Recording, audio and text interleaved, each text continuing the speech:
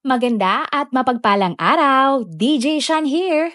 Huwag kalimutang mag-like, comment at mag-subscribe para sa araw-araw na Tagalog facts at mysteries na dagdag kaalaman. Tandaan, knowledge is power. May pagkakataon ba na napapadaan kayo sa gitna ng Tibog at Tomas Morato Avenue? Sa gitna nga ng rotonda, mapapansin nyo ang isang rebulto. Kung babaybayin nyo naman ang daan sa paligid ng rotonda, kapansin-pansin ang mga kalye tulad ng Scout Borromeo, Scout Albano, Scout Bayoran at marami pang iba. Minsan ba naisip nyo kung bakit pare-pareho na Scout ang tawag sa mga kalye na ito?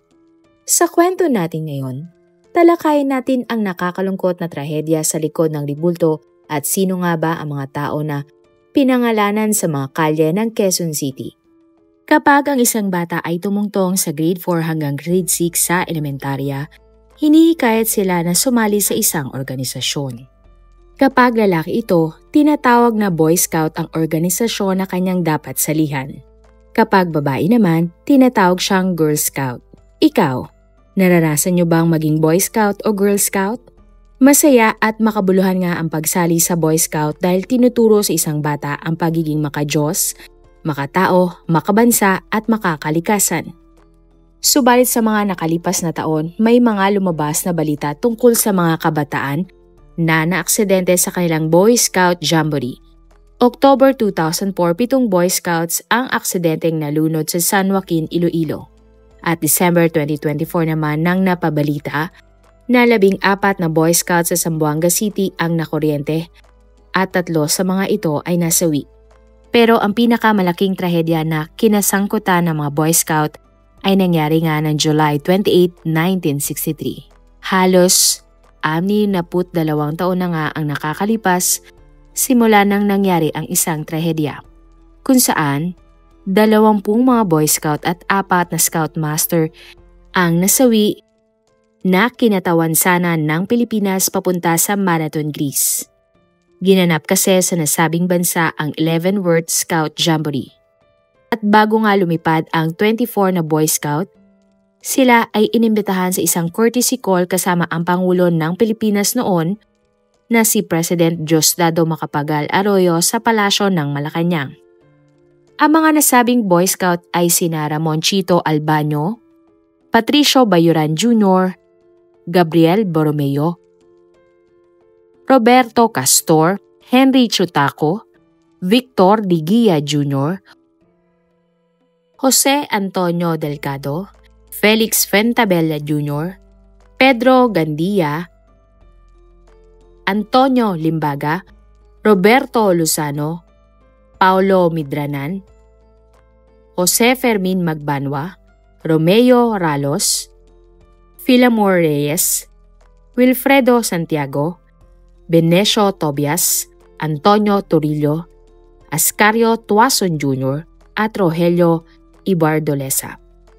Habang ang kanilang mga Scoutmasters naman ay kinilalang si Liberato Fernandez, Bonifacio Lascano, Jose Agacalao Martinez, at Florente Ojeda Jr., the oldest Scouter in the delegation. Ayon sa mga reports, mayroong 4 na stopover na dadaanan ang mga Boy Scout na ito. Ang una nga ay sa Hong Kong, pangalawa ay sa Bangkok, pangatlo sa Mumbai at ang hulingang stop nila ay Bahrain. Hanggang sa makarating nga sila sa kanilang huling destinasyon sa Cairo sa Egypt. Ang 24 na mga Boy Scout ay sumakay nga sa United Arab Airlines Flight 869 mula sa Bangkok papuntang Mumbai. Kasama nga sa 24 na mga Pinoy ay ang iba pang mga pasahero at crew members. At bago nga bumiyahe papuntang Dubai, nakatanggap na ang pamunuan ng paliparan ng impormasyon na masama na ang panahon na daraanan ng Flight 869. Sa isang larawan nga makikita pa ang mangiti ng mga Boy Scout habang pasakay sila sa eroplano, suot ang tradisyonal na sombrero na sa lakot. Subalit walang mag-aakala na yun na pala ang huling beses na makikitang buhay ang mga Pinoy na Boy Scout. Bandang 1:50 ng madaling araw ng July 28, 1963, ang eroplano na sakay ang mga Boy Scout ay nakatanggap ng mensahe mula sa Bombay Santa Cruz Airport na kailangan na nilang mag-emergency landing dahil sa masamang panahon. Subalit bago pa man tuluyang makalapag ang eroplano, nakaranas na ito ng matinding turbulence kasabay ng malakas na ulan.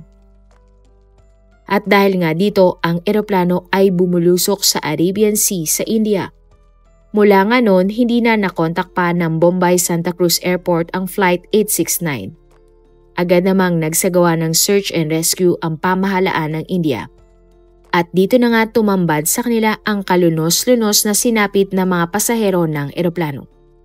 Lahat ng sakay ng eroplano kabilang na ang mga 24 na Pinoy ay binawian ng buhay. At sa investigasyon, sinabi ng mga mangingisdang nakasaksi sa trahedya na ang eroplano ay bumulusok sa tubig ng buong buo. At dahil nga buo ang wreckage, 15 labi lamang mula sa 24 na mga Pinoy ang positibong na-recover at nakilala. At ang masakit pa doon ay bahagi na lamang ng labi ang natagpuan at hindi na ang buong katawan. Marahil nga dahil sa tindi ng impact, hindi na nakilala pa ang ibang labi. Pinaniniwalaan na ang mga labi nga ay nahiwalay-hiwalay dahil sa tindi ng impact, lalo na at buong-buo nga na nahulog ang eroplano sa tubig. Ayon sa opisyal na ulat, ang mga Boy Scout na positibong nakilala ay ang labi ni na Scout Jose Delgado, Scout Henry Chotaco, Scout Robert Castor, Scout Ascario Tuason Jr. at Scout Gabriel Borromeo.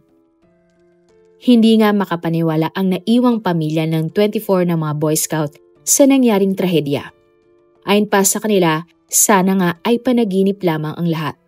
Sinabi nga ng ibang kaanak ng mga Boy Scout na hindi agad naging malinaw ang lahat dahil kailangan pa nga nilang mag-antay ng opisyal na balita mula sa dyaryo. Nakilala naman ang labi ni Scout Gabriel Borromeo ng kanyang ina matapos makita ang isang peklat sa likod ng binata. At dahil nga hindi na na-recover pa ang labi ni Scout Roman Albano, ang mga gamit na lamang ng binata ang inilibing ng kanyang pamilya. Ibinahagi naman ng kaanak ni Scout Jose Antonio Delgado na ang insurance money na kanilang natanggap ay ipinasok nila sa isang foundation. At magpahanggang ngayon ay patuloy pa ding tumutulong at sumusuporta sa Boy Scout of the Philippines ang mga pamilya ng nasawing mga Boy Scout. Sa katunayan, ang ilang mga kaanak nga ng mga nasawing Boy Scout ay aktibong Scout leader pa din magpahanggang ngayon. Gusto nilang maging inspirasyon ng kabataan ngayon ang kabayanihan at disiplinang taglay ng mga 24 na mga Boy Scout. Hindi naman natukoy sa mga balita ang naging sanhi o dahilan ng pagbagsak ng eroplano sa dagat. Ang buong Pilipinas nga ay nagluksa nang lumabas ang balita sa nakakalungkot na sinapit ng mga Boy Scout. Hinirang nga silang lahat ng mga bayani dahil sa nangyari. Gayunpaman, ilang araw nga bago magsimula ang opening ceremony ng 11 World Scout Jamboree, nagpadala ang Pilipinas ng 3 kapalit na Boy Scout. Ang 2 nga sa 3 Boy Scout ay kinilalang sina Guillermo Flores, Luis Santiago at Nick Fernandez. Ang 3 nga ay original na dapat babiyahe din ng July 28. Subalit nagkaroon sila ng problema sa kanilang passport kaya hindi sila nakasabay sa 24 na mga Boy Scout na nasawi sa eroplano. Ang 3 Boy Scout nga ay nakasuot ng itim na armband sa buong oras ng Jamboree bilang tanda ng kanilang pagluluksa. Inilibing naman ang mga nasawing Boy Scout sa North Cemetery kung saan inalay sa kanila ang isang bantayog. At ng June 8, 1963, bago nga ang trahedya, ang mga Boy Scout ay sumailalim sa mahigpit na pagsasanay sa Maynila at Laguna. At ang pagsasanay nga ay pinangunahan ni Scoutmaster Bonifacio Lascano.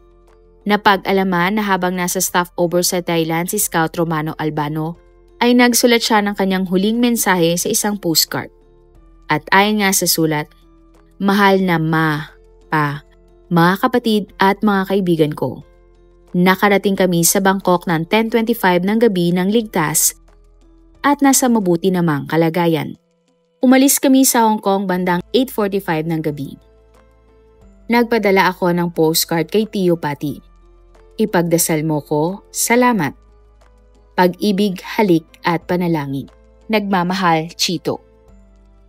At upang ang parangalan ang alaala ng mga nasawing Boy Scout, ang mga watawat sa labas ng Jamboree General Headquarters ang watawat ng World Scout at ang watawat ng Scouts of Greece at ang bandila ng Jamboree kasama nga ang mga pambansang watawat ng iba pang mga kalahok na bansa ay naka-half-mast bilang pagluluksa sa trahedya. Ang campsite na inilaan para sa mga Pilipinong Boy Scout ay nanatiling bakante bilang tanda ng paggalang sa mga lalaking binawian ng buhay. At bilang pag-alala nga sa mga sinapit ng mga Boy Scouts, itinayo ng pamahalaan ng Quezon City ang 11th World Scout Jamboree Memorial Rotonda o tinatawag din na Boy Scout Circle. Ito nga ay isang roundabout o rotonda na matatagpuan sa isang intersection sa pagitan ng Timog at Tomas Morato Avenue. Ang rotonda nga ang nagsisilbing boundary sa pagitan ng mga barangay South Triangle, Laging Handa at Sacred Heart. At inilagay naman ang isang monumento sa gitna ng rotonda. At ang monumento nga ay binuo ng isang pabilog na pedestal na may mga estatwang tanso na hawig sa 24 na mga nasawing Boy Scout. At ang mga estatwa nga ay nililok ni Florante Beltran Caido. At kalaunan, ang monumento nga ay ipinakita sa publiko sa kauna-unahang pagkakataon ni dating Mayor Norberto Amoranto noong taong 1965. At taong 2007 naman, naglaglaan ang pamahalaan ng Quezon City ng 20 million pesos para sa pagpapaayos ng monumento. Ang monumento nga ay dinagdagan pa ng obelisk sa ibabaw.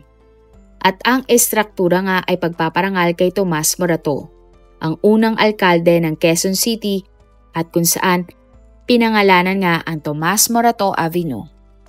At para din alalahanin ang 24 na mga Boy Scout na nasawi, ipinangalan sa kanila ang ilang mga kalsada sa Quezon City. At kung tatahakin mo ang daan mula sa nasabing rotonda, sunod-sunod mong mababasa ang mga pangalan ni na Scout Borromeo, Scout Albano, Scout Bayoran at iba pang mga karatula ng kalye. Sa bisa naman ng isang presidential proclamation, idineklara nga ang araw ng July 28 bilang Scout Memorial Day.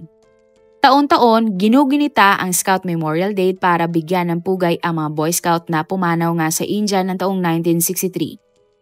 Dahil nga sa maagang pamamaalam ng mga naturang Boy Scout na karamihan ay mga kabataan pa, nakatatak nga ang kanilang mga pangalan sa kalye para sila ay ating ngang maalala at ang kanilang kontribusyon sa ating bansa ay hindi makalimutan. At yan nga ang ating kwento ngayong araw. Kung may natutunan ka o nagustuhan mo ang ating kwento, huwag kalimutang mag-like, comment at mag-subscribe. I-share mo na rin to sa iyong kapamilya o mga kaibigang mahilig din sa facts, crimes at mysteries. Hanggang sa muli, lagi nating tatandaan sa bawat kaalaman may kapangyarihan. This is DJ Sean.